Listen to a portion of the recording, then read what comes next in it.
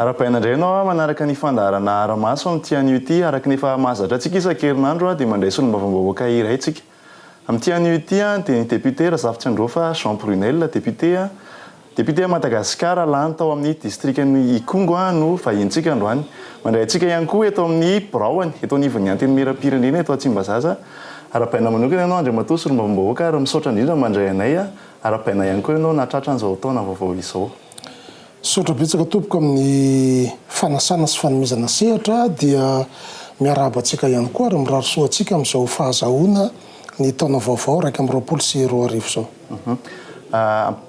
Antranterina matetika moa zany ny hoe fandaharana aramaso dia fandaharana iray hanomezana sehatra ny solombavambahoaka entina ampahafantarana ny tenany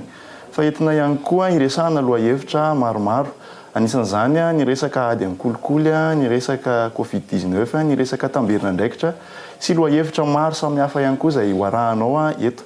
Fandaharana izay tafiditra ao anatin'ny tetikasa ihany koa antsoina hoe aramaso ary tohanan'ny Programme des Nations Unies pour le développement na ny PNUD. Avy hatrany Andriamatoa solombavambahoaka dia hitodika aminao ny fanontaniana voalohany fanontaniana momba ny tenanao. Efa re matetika foana ary miseho amin'ny anao manjery foana zany député Jean Prunel zany nefa mbola maro mety maniry afantatra misy kokoa ny mombanao, inona ny tsara ho fantatra, inona ny tsara ampahafantarina ihany koa amin'ny olom-pirenena momba zany hoe Andriamatoa député Jean Prunel izany. Ya, sotra betsaka amin'izay fanontaniana izay ny anarako moa teo fanontononinao Razafy Tsyandrofa Jean Prunel teraka tamin'ny taona 470 teo amin'ny hôpitaly Soavinandriana Gérard Robika amin'izao fotoana. Manambady ary mananjanaka efatra. Ny fianarana nataoko dia momba ny lalàna. Navita 5 taona tamin'ny droit privé dia navita 5 taona ihany koa tamin'ny droit public. Zany hoe juriste de formation zany manana master 2 en droit privé, manana master 2 en droit public dia nanao CEDS ihany koa 9e promotion. Ivelany ny fianarana maromaro nataoko tany andafy satria efa nianatra tany États-Unis, tany France, tany Egypte, tany Chine, tany Thaïlande. Ny corps d'origine koa dia fonctionnaire de police ako. Ary manambonina général eo anivon'ny police pirenena zay ny corps misy. Fa isoran'Andriamanitra moa araka le nambara teo latsaka député tany Kongo satria avy any ny raiko. Dia lany tao anivony zany district izany dia efa ao anatiny mandat faharoa koa zao ny maha-solombavambahoaka tany. Inona no nahatonga anany latsaka solombavambahoaka tany izy le nambarako teo hoe za olona mahay lalàna nefa rehefa mamangy tanindrazana zany dia mahita ny tsindry azo lena sy ny fanapara-pahefana ataon'ny tompona andraikitra rehetrarehetra ny asa tany tamin'ny fotoanandro. Satria tany amin'ny distriktan'ny Kongo ny ahitana an'izany hoe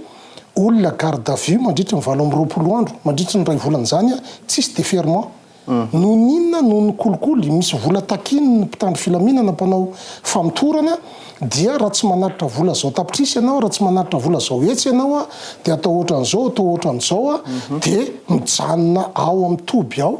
lay olona dia ny fianakaviana ny irahana varim-pananana amidy ny tanimbary, amidy ny tany kafe, amidy ny fananana rehetrarehetra anenjehana n'le soma ho aterinany vao mba hisy fanapahan-kevitra momba n'le olona na alefa mody na alefa ny fitsarana. Zay zavatra zay ny tena niteraka la izy zany tonga am'le natonga fitroarana tao anatiko tao tena nampisy esprit de révolte ana hoe tsy azo ekena ny zavatra ohatran'izao ary tsy rary ny zavatra ohatran'izao satria ny code de procédure pénale miteny fa hoe 27 ora ihany na 48 heures ny azo tazomana olona anankiray aiahina na atao garde à vue fa ny any tompoko tsisy mirarahan'izany fa dia zay mahafinaritra ny tompona andraikitra siry manam-pahefana no atao dia zay ny tsy nekeko hoe tsy maintsy mitsangana, tsy maintsy mijoro ametraka an'izay tany-tandalan'izay. Miresaka ny hoe mifandray amin'ny olom-pirenena ianao anatin'ny hoe asa maha-solombavambahoaka anao. Toy ny ahoana fisehoan'ny fiseraseranao amin'ny olom-pirenena izay mifidy anao sy ny any amin'ny distrika izay misy anao. Ny aloha zany tonga dia contact direct. Za isaky tonga any dia manao tournée foana ary zany distriktan'ny Kongo zany hatreto dia tsisy lalana mihitsy. anarany fotsiny le route nationale hoe RN14 avy eo fanadina mampitoy any Kongo sy Vohipena fa io zany de tena hoe route nationale tena mbola mampime fa dia andrandraina sy andrasana mba hanamboarana an'izany de za rehefa tonga any dia miala ny pataloha miala ny kiraro fa de sorta ny anaovana de mandeha tongotra ako mitourny mitety an'io distrika io ary teteziko atrany amin'ny fokotany misy fokotany 550 ao fa io fokotany io de voatetiko anatiny amina dia tongotra raha ny performance akoatra amin'izay dia 2 volana sans arrêt tsy miato mihitsy avitako an'izay 195 fokotany zay amin'ny dia tongotra ary isorana an'le vahoaka any moa fa za rehefa isaky mandeha am'izany de be mpanotrona ary be mpanaradia dia ao anatiny 2 volana ny anaovana an'izay de am'ty janoary ty zao zay dia hanao ndray fa za zany mana satria be de be le toerana misy vavarano nefa tsisy tetezana dia mety tsy ho vitako roatra be de be le rano fa anao zany am'ty janvier ty de mieritreritra ndray amin'ny volana mars ndray manohy an'le izy fa isa-taona io 195 fokotany io de voatetiko dia tongotra foana isa-taona mety ny 12 taona io mety ny 13 taona na mety ndray mandeha fa za moa zany zao lasa bureau permanent de zay mety tsy avitako an'izy ndray mandeha fa tsy maintsy vitako isa-taona ny tourné ao anatin'io district io araka ny fahitanao azy andre matosy mbahoaka mbola miatra foana ve ny hoe tamberina ndraikitra eto anivon'ny anteny miram-pirenena ny zavatra tsy karitra aloha zany am'izao fotoana zao dia manomboka mitodika am'izay satria manomboka miakatra ny fitakiny ny vahoaka taloha mantsy tsotra ny fanaovana politika teto satria maivana be le fitakina miainga avy eny am'le vahoaka fa zao zany le vahoaka efa manomboka mitaky zavatra matitra kokoa mitaky zavatra hita maso mitaky zavatra everiko hoe mitondra kokoa makany amin'ny zavatra andrasany sy fampandrosoana andrandrainy dia memafy zany ny fanaovana politika de mazava ho azy fa tsy maintsy mirona makany am'izay fa malina tsy kelikely ny filan'ny vahoaka zay ny fihetsika rehetra ataon'ny mpanao politika iresaka kely momba ny Covid-19 antsika andre matosy mbahoaka efa eny foana ny firenendehibe am'izao rehefa manara-baovao hoe efa manantanina ny andian'ny fahatelo any firenendehibe eto amintsika mbola tsy tonga koa ny andian'ny faharoa fa araka ny fihevitra ao mba tsy hiverenan'izay andian'ny faharoa zay na hoentina hisoroana ny andian'ny faharoa nanahoana ny mety hoe nahitanao sy ny lesona tsara sy tomona tamin'ny fitantanana n'le crise Covid-19 tamin'ny voalohany teo ary inona no mety hoe tokony hatsaraina manoloana an'izay hoe fitantanana ny crise Covid-19 zay za aloha zany dia malagasy manana le fijery hafahafa satria tena manao fisainana gasy mihitsy zany ny tenako ho ana zany Covid-19 zany dia tsy mahazo aina ary tsy afaka mivelatra be eto amin'ny firenena ny antony de tsotra ity Madagasikara ty dia tany nosoavin-janahary manana ny asiny manokana ary manana n'izay hoe anjara voatendro ho azy manokana zay raha mandinika tsara tsika ny fanafody tsara rehetra ampiasaina eran'izao tontolo zao dia saika zava-maniry sy zava-boary miainga avy eto Madagasikara avokoa fa itsika mihitsy nefa simba fijery ary nesorina tao an-tsaitsika lay fisainana mahamalagasy de mirona be amin'ny fanafody sy ny vokatra avy any ivelany fa ohatranay zay avy amina faritra tsy misy lalana avy amina faritra tsy misy fandrosoana avy amina faritra tsy misy dokotera de manaiky ary resy lahatra fa ny zava-maniry sy ny zava-boary eto Madagasikara de ampy hiatrehatsika zay sanatria mety loza na hoe arety mandringana mety mandalo amin'ity faritra ty ary zay tena mampalahelo be amin'ny zavatra misy amin'izao fotoana zao mikasika ny tontolo iainana sy faharavany tontolo iainana tsika fijeriko manokana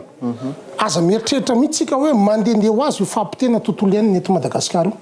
fa za mandray an'io fanafiana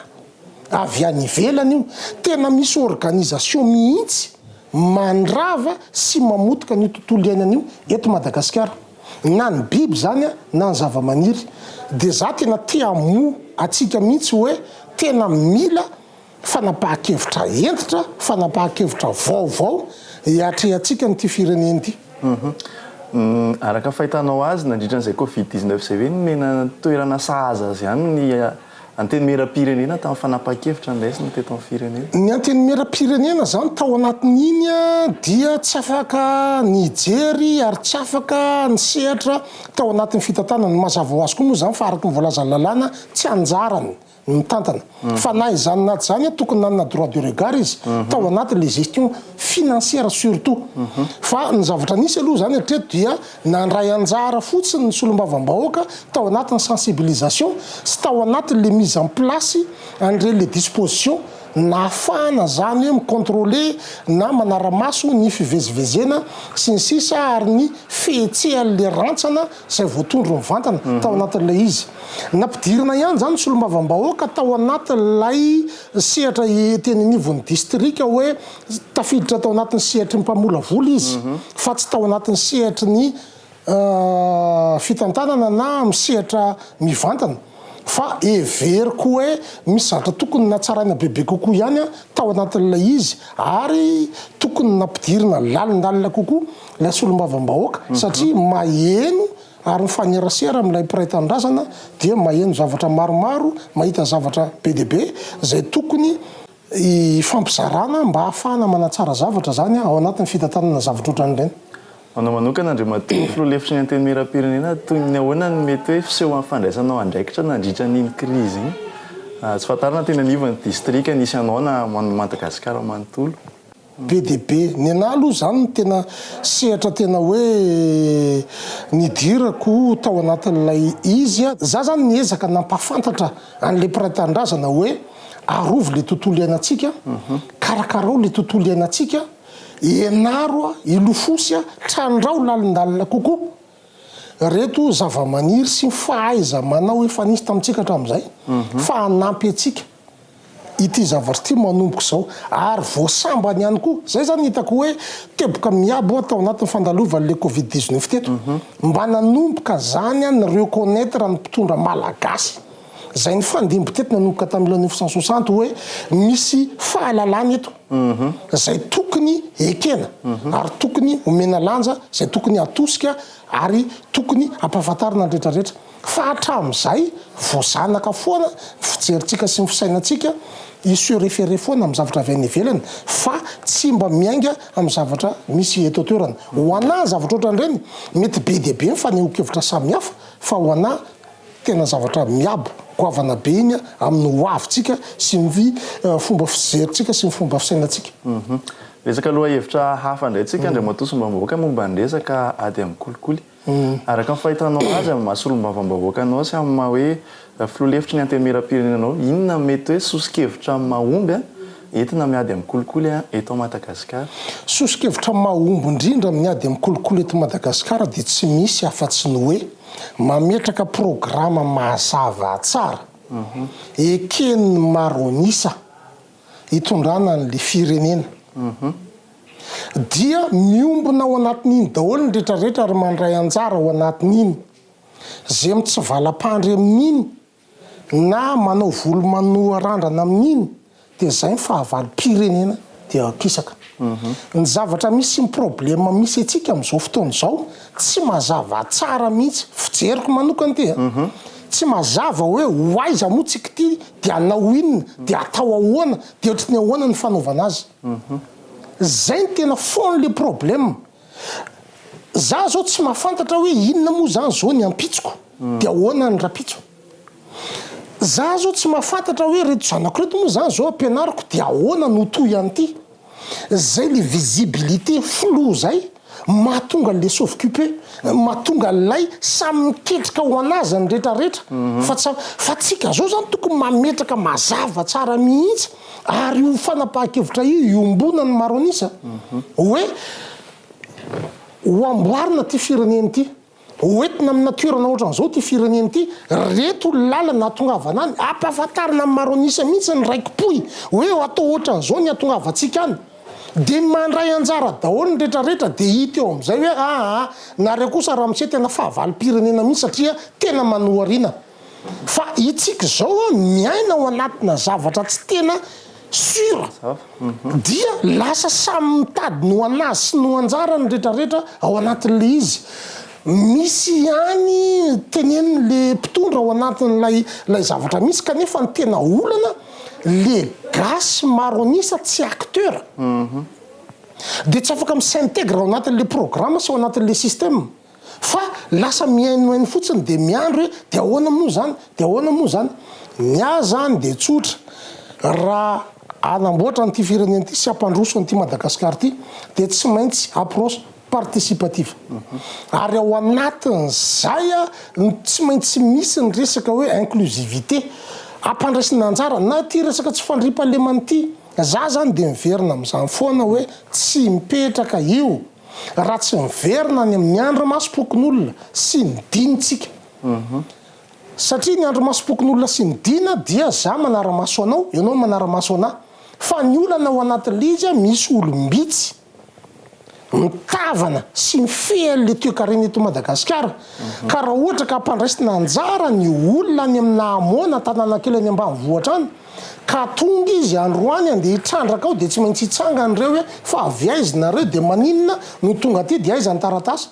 de tsy manakavaly am'izay satria miaina ao anatina système très corrompu tsika. Za ao anatina fitondrana fa za mireconnaître an'izany corrompu le système. Donc mila fanamboarana be de be fa ny fampandrosoana zany tsy vitana resaka tsy vitana blabla fa asa action amboarina mihitsy vao misy zavatra vita sy misy zavatra mandeha fa io tsy resaka si on veut bâtir une nation tena manamboatra tena hoe manamboatra mandray ary zay mandray zay tsy tokony olona vitsy anisy na groupe na olona na gouvernemanta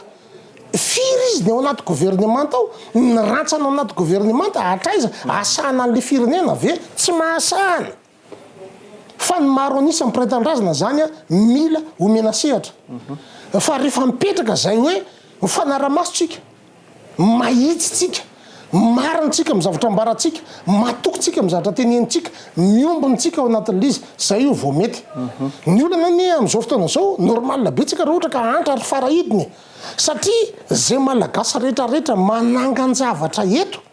ka mandeha iny zavatra iny après 1 mois 2 mois de tonga ny mpanao brakazy tonga ny attaque amiarmé rava na misy couple zao ohatra hoe anangana fambolena sy fiompiana ny ambanivohitra ohatran'izany miinvestir manao fampiasam-bola lehibehibe izy ao anatin'le izy vao bebe ny akoho mamborona eo amin'le toerana de tonga ny mpanafika tonga ahoana ny ainanao anatina zavatra ohatran'izany